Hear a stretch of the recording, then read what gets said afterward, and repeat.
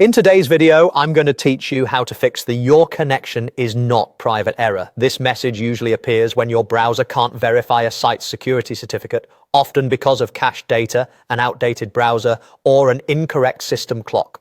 I'll guide you through a quick sequence in Google Chrome and Windows that resolves the most common causes. Start in Google Chrome.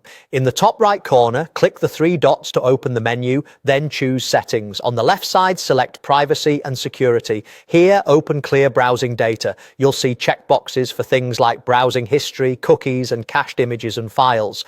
Leaving the default options selected is typically enough to remove stale or corrupted data that might be conflicting with a site's certificate.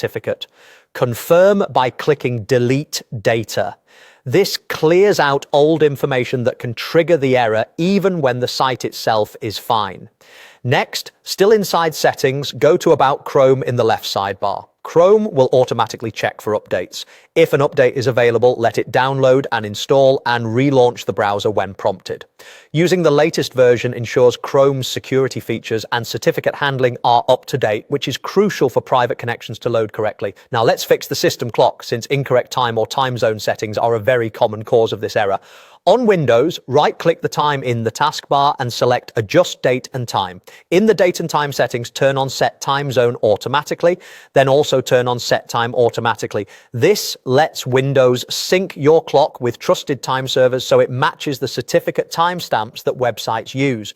Once both toggles are on and your time looks correct, close this settings window.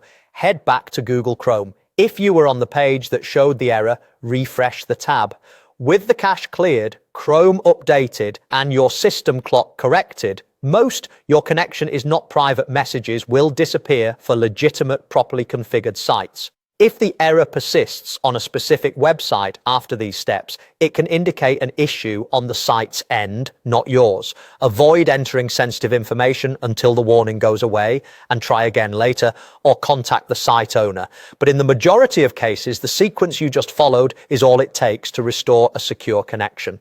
Thanks for watching, and I hope this helped you get back online.